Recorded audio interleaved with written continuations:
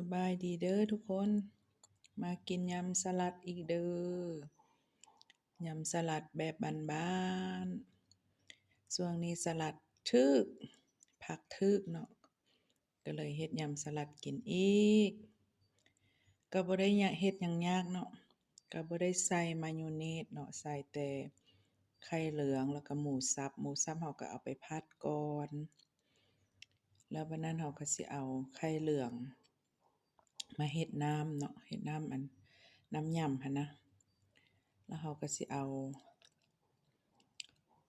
หมูสับหั้นมาใส่แล้วก็ปรุงรสที่เรามักหั้นแหละเรามักแบบใดเราก็ใส่แบบนั้นแล้วเราก็สิเอามากินเนาะช่วงนี้โอ้ยสะอ่อนผักทึกแท้ทึกว่าก็เลยเอามายำกินเนาะของมักของ